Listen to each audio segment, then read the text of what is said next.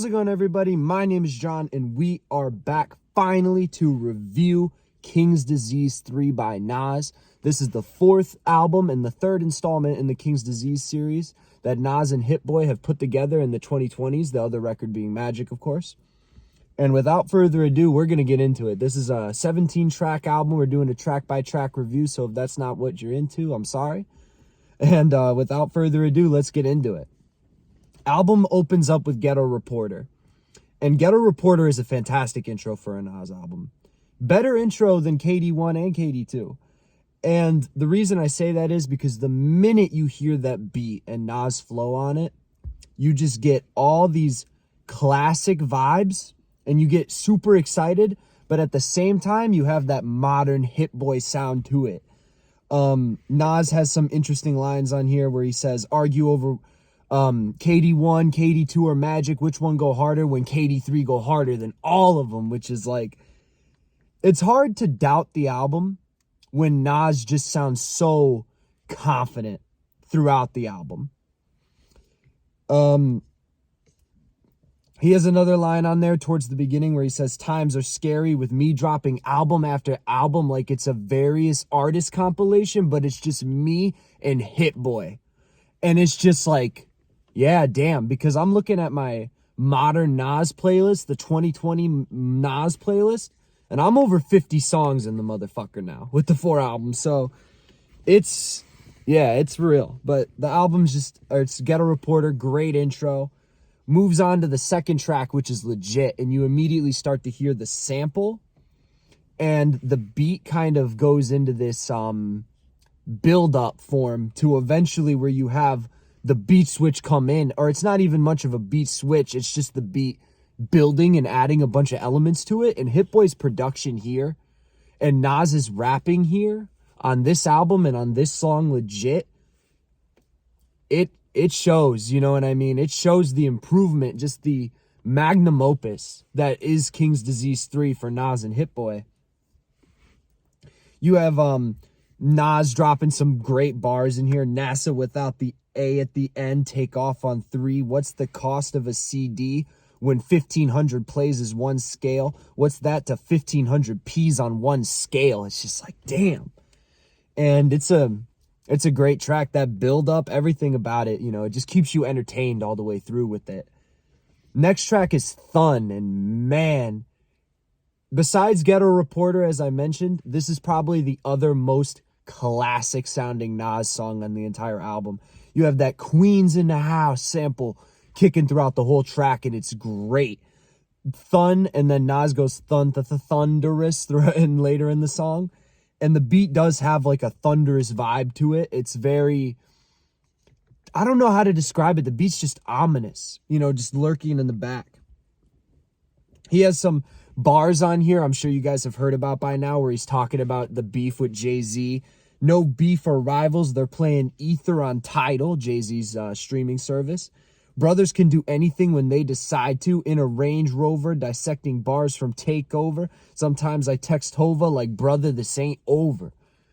Damn.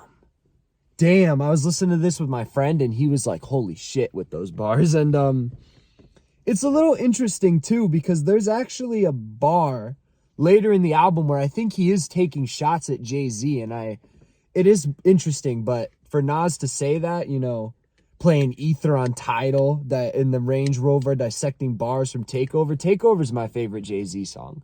It really goes to show you Nas's awareness and for what his rap fans and the rap community is really doing. Next song you have Michael and Quincy. So far you have no misses on the album, by the way. This will be a continuing theme that you'll notice. There's no misses on this album. And Michael and Quincy comes on. Michael and Quincy referring to Nas and Hitboy. And it's almost like a weird flow. At first you hear like, you know, Nas still comes on hard, you know, de-virginized from the words of Vine. Just a word of advice, you can't murder Nas. But the flow almost sounds a little jagged. And then you have a random beat switch, like just minutes into the song. Not even like a minute into the song. And then the beat goes back to the original beat, but Nas just sounds focused on it. He makes a great South Park reference in the song. He has these amazing bars for Michael Jackson in here. And I don't know if the people have broken this down. I haven't heard people talk about it. But he goes, nasty like Mike. On the vocals, I overdub it. Bouncing off the wall. Michael Jackson's album, Off the Wall. Always wanna be starting something. The Michael Jackson song, Wanna Be Starting Something. Moonwalking, smooth criminal talking. You know, moonwalking, the smooth criminal. So just these Mike Jackson bars are slick as hell. And it's one of the best songs on the album. Moving on to the next one, you have 30. And 30 is short for 30 summers. Nas talks about going on 30 summers in this track. And he fires a little bit of shots at Kelis in here, I think. Spitting the bars, I'm done with star chicks. I survived divorce. I ain't had to climb back. I just climbed in the Porsche. But I'm done with star chicks. I survived divorce. Who's Nas's wife? Who's Kelis? My milkshake brings all the boys to the yard. It's, you know, she's a pop star. So, you know, it's clear as day to me that that's a shot. What do you call it? Nas comes on. This beat by Hitboy on here almost sounds like superhero level beats for 30 summers. Because who's done that? 30 summers. And Nas even addresses it. He makes a reference to it sounding superhero. And he has another super dope line on here where he says that the Primo album might still happen. So we could be getting an album with DJ Premier, who produced a lot of classic songs in the early Nas run, like Nas is Like, some of Illmatic. And yeah, we should be looking forward to that. We should be looking forward to that. Next song on here, you have Hood to Hood. And the beat immediately reminded me of the It's Mine beat from Nas and Mobb Deep from back in the day. It's just this very tropical, banger-sounding beat. Nas starts the song, Super Bowl champs celebrate like me. With Escobar cigars, let me say my piece. Just damn. Talking about, and the song is about moving from hood to hood and eventually from hood to riches and from mansion to mansion, as Nas puts it later. That's the new hood for hood. That's the way he words it. And it's just hard. Next up, you have Recession Proof. This is probably top 2 on the album. You'll hear my other favorite later on. But Recession Proof, man, that beat comes on. And it's almost like gritty with the train tracks. I just imagine, like, you know, doom, doom, doom, doom, doom, like these fucking, like, you know, 3 guys from the 80s all moving with their heads bopping to the train tracks. And it's just fucking crazy. Nas's flow is nuts on the goddamn track. The way he starts off is just crazy. Then you have this song. The way I put it to my friend is, why Nas and Hit are so amazing is because they have such simple concepts and ideas, but they're ideas that you should have thought of. Like, why hasn't anyone done it before? And the way Recession Proof works with the beat is you have the original beat, which is that gritty train track. Then you have the bridge to the chorus, which is just Nas rapping more. And the beat gets another element and another pickup added to it. And it sounds even more intense. The flow feels even more focused. And then for the actual chorus, you have a third element. And then it all breaks down, goes back to the first, and then you repeat. And it's 3 beats, basically, in one beat, in one song.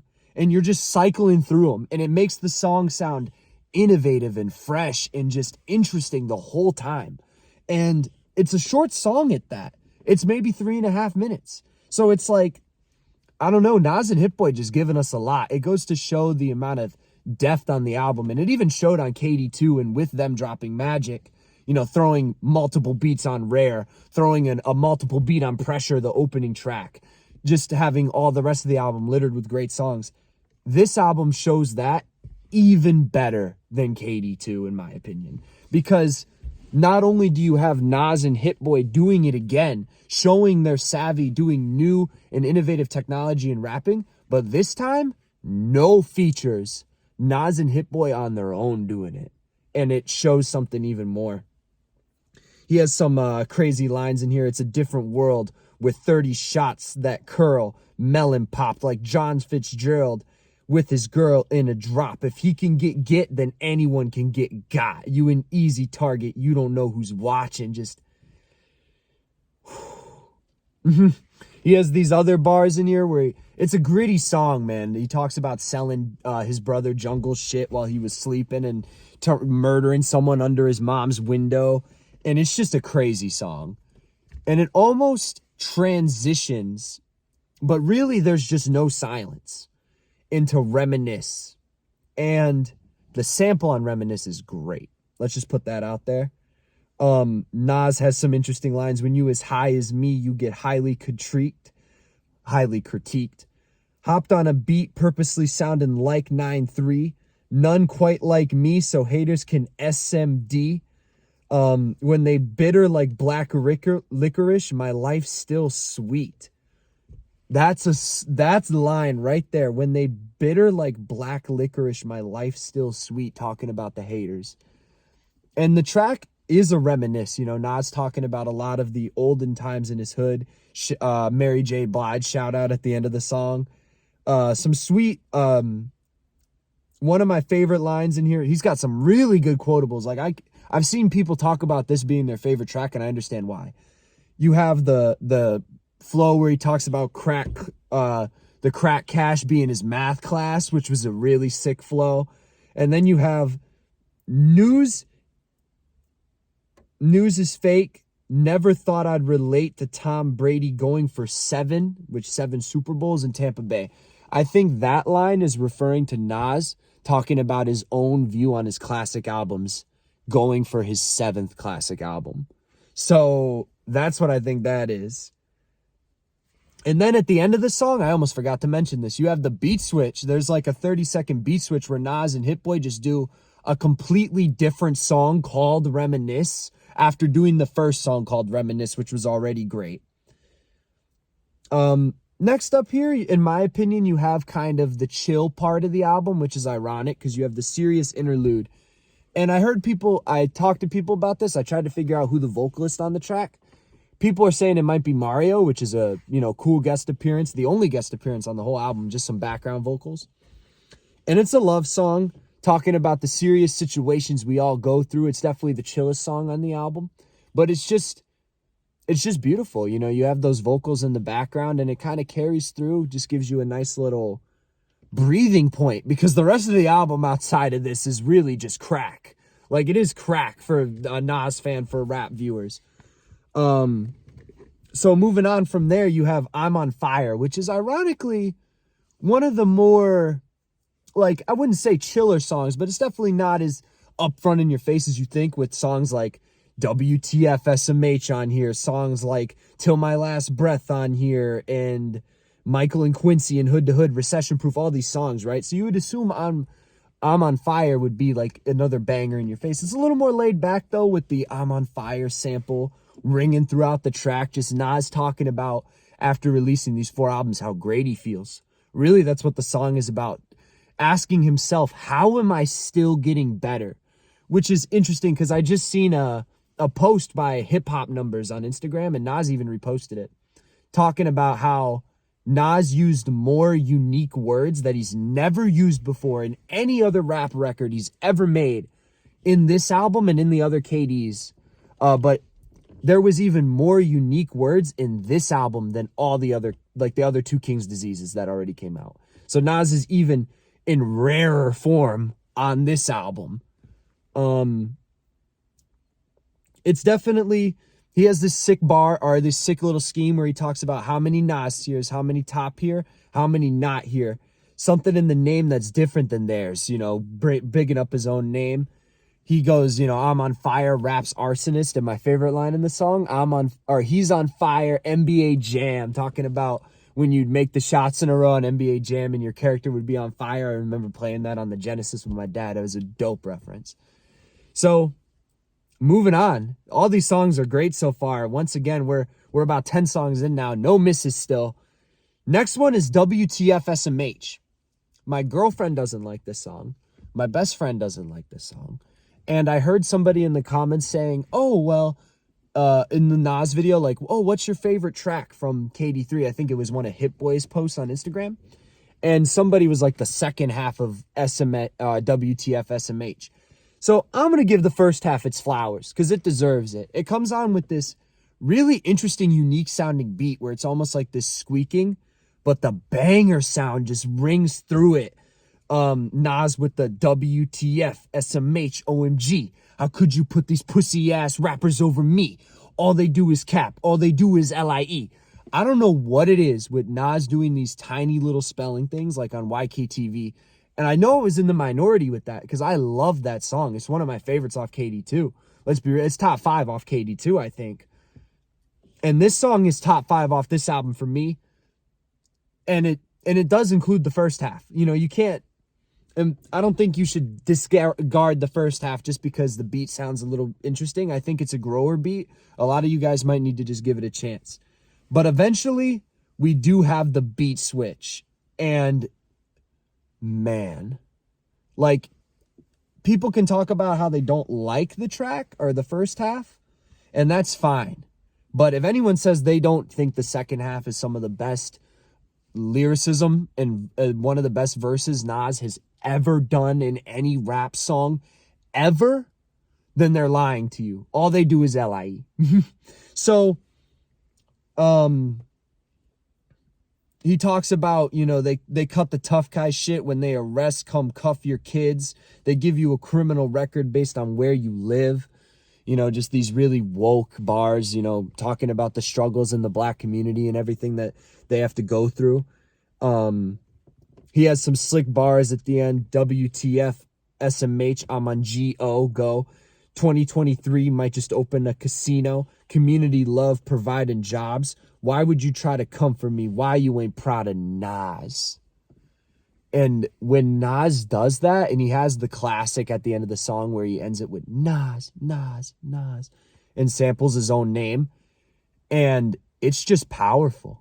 It is some of the most powerful shit Nas has ever written.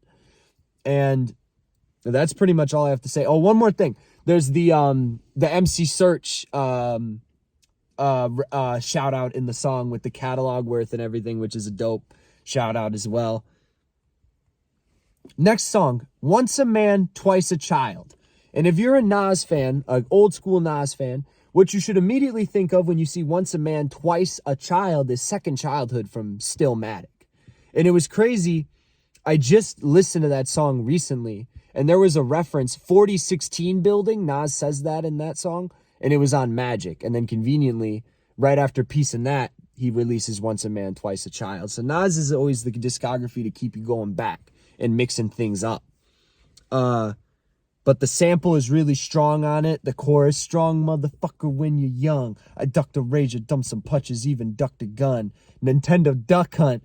I ducked police, I had to run. Just, to, you know, a little QB track at the same time. But the Duck Hunt reference, really dope. There's some really interesting lines in here, too, where he says, meanwhile, when you get old, you might become futile. My old style is a rough of my new style. My old girl dope, but I love my new girl. So he says my old style is a rough of my new style. Just studying the game to get to the game. You know what I mean? And he has another line on here where he says, before many men was out, we went on tour and took 50, you know, talking about his OG relationship with 50, which is true. Nas and 50 used to have a relationship back in like 2000. So, you know, talking about taking 50 out and shit. And then the end of the song is one of the most powerful, pure moments and 1 second moments in Nas's discography where he says, so take advantage of your youth before you're elderly, because today is the youngest you will ever be. Because today is the youngest you will ever be. That rings true for me, for you, for Nas, for everybody. And basically the song is just about don't waste your youth. Don't waste yourself, you know, because Nas is getting up there in age, so he's reflecting on, you know, some of his time wasted versus not time wasted. Next song you have is Get Light. And I'm not going to lie, I heard rumors that, or I might have just seen a YouTube video. I seen a YouTube video that Snoop Dogg was going to be on this. So in the reaction video, I was waiting for a feature, and then there was no feature. But we didn't need it. Nas is the feature attraction. That's the way. Somebody left a comment saying Nas is the feature. Yeah, I like that. Nas is your feature attraction here. Nobody else. And Hitboy. But the beat sounds great. You have this loud beat with the eventually with the transition, and almost reminds me of like Queens-ish type song at the beginning. Some like maybe Nas 2001, Uchiwali almost style, at the beginning. And then the beat breaks down and just jazz with the saxophone in the background. And man, Hitboy, hey, Nas with the New York reference and the bars in there. And the song is just a really slick back song. There's not much else to say about it than that. Nas has some interesting bars where he's like, Ripley's Believe It or Not, still the cream of the crop. I was just the tender age of 18 on the charts. And then he says, like, I don't remember if it was this song or another song, so you have to mistake me. I didn't write this bar down. I tried to write down a bunch of notes. But he goes on to talk about how, people knew he was the greatest since day one, since album one. He didn't have to put out a couple albums. And there's even a shot at like Tupac and Biggie on the album somewhere. I think it's in this song where he talks about how, he didn't have to die to be looked at as one of the great ones. And it might not be on this song, but I forgot to talk about it when it did happen. But he goes, I didn't have to die in the 90s to be one of the great ones. And they knew within the first album that I was the best. And it's slick. Next song is First Time. And this song, my friend it's just speaking to you. Your first time listening to Nas. It's just Nas running through all these different scenarios of the first time you could have been listening to him, like your big bro putting you on. First time you heard a Nas, I was probably under some pressure, gun in the dresser while you was bagging up in the kitchen playing my records. It's just cold. It's just cold, you know what I mean? Your first time was you hitting the gas in the whip with some ass you never hit and she passed, Just talking to all my men out there, whoever missed out on anything, just Nas with the relatable bars. Getting into the closer, the final 3 tracks, the closing of the album now. First song, you have Beef, and then Don't Shoot are almost like antithesis of each other. I'm going to take a quick little hit. So Beef and Don't Shoot are almost like antithesis of each other. Beef and Don't Shoot are both revolving around the rap beef in the game, and they both talk about it. And Nas talks about misconstrued beef that you didn't wish happened. Then he references Who Shot You to Hit 'Em Up, the Tupac song, and that's how he ends the song. And then it goes into Don't Shoot. But with Beef, Nas puts some of the blame on himself here by saying, parents of every single slain rapper wish I didn't exist, but I'm alive and thrive off your ignorance. You know what I mean? No guilt, actually. You know what I mean with that bar? He has another slick bar in here where he's like, I'm a 1,000-foot fence that stop you from getting rich. And then he goes, get around me. And it's just like, damn. Nas just, talking his hungry shit. Don't Shoot is an interesting song concept where Nas is talking to and making up things, basically saying that he's willing to do anything to save lives and to influence the rap game, and the opposite of how he said in that line, how he influenced it on Beef. Basically saying, that he doesn't, don't shoot gangster is the concept, he doesn't want you to shoot. And that's all there is to it. He has a bar on here where he talks about, knowing the police commissioner. Am I snitching if I'm friends with the police commissioner? Am I a player when me and the mayor tap in? And then he goes at the end, I don't really know the police commissioner, but I'm willing to talk to anyone about saving lives. And that's just what you should do as a good rapper. You should be all about the community and about the culture, and that's what Nas is. And it's dope. And then you have the final song on the album, Till My Last Breath. This is the craziest beat on the album and my favorite song on the album, besides maybe Recession Proof, I'm sorry. And this is the craziest beat on the album. It's an absolute flex song. Got 2 fips in the air at the top of the steps like Rocky. Tired of picking up clothes. I got a personal shopper. Got a Grammy. Got an Emmy next to Tony and Oscar. And then the beat almost sounds like, the vibes I get off of it are like El Chapo by The Game and Skrillex. And it's just, one of the best Nas bangers, just showing you, you know, at this bonus track, the biggest banger that he could do without a conception. You know what I mean? Just showing that he is at the dominance of rap. And then that's KD3. And now that I've had a couple days to sit on it, I can confidently say that the Nas and Hitboy thing did keep going in an eventual peak. Because KD1 was the worst of the albums. KD2 was better than that, which was already great. And then you had Magic that dropped. That, if was longer, could have been better than KD2. Some of the highlights like Speechless, The Truth, Dedicated, Meet Joe Black could have been better than KD2. And then you have the magnum opus that is KD3. Nas and Hitboy doing it with no features to show you that they don't really need you. That they don't need anybody else in the rap game and that they are the pinnacle. This might be the last time you see Nas really go for it on a record. Really go for sales, go for mainstream, go for people. Because he talks about the Primo thing, and he has a line on here where he talks about how people should savor that he's dropping albums like this because people know that he doesn't usually drop albums this frequently like this. And I think it is part of the magic that him and Hitboy, no pun intended, the magic that him and Hitboy have with each other.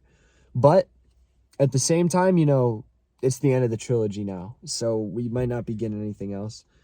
But Nas's conceptions on this song and the ideas here are they're the best. WTF SMH with the beat switch at the end. Don't Shoot with the amazing concepts. Till My Last Breath being the biggest banger from any of the King's Disease projects, any of them. Recession Proof being probably the most gritty train track New York beat on any record. It's just them at their peak. The 30 Summers better than 27 Summers. Michael and Quincy, Hood to Hood, Legit, Thun, Ghetto Reporter. There's not a bad song I can name on the album. And with that, Nas and Hitboy have finally done it. This isn't me being blind off of the fact that the album just came out. The album is a 10 out of 10. The album is actually a 10 out of 10. And you could say, like, you know, maybe you don't love the Serious Interlude. Maybe you don't love On Fire. Maybe you're not a big fan of the second half or the first half of WTF SMH with the beat or whatever the case may be.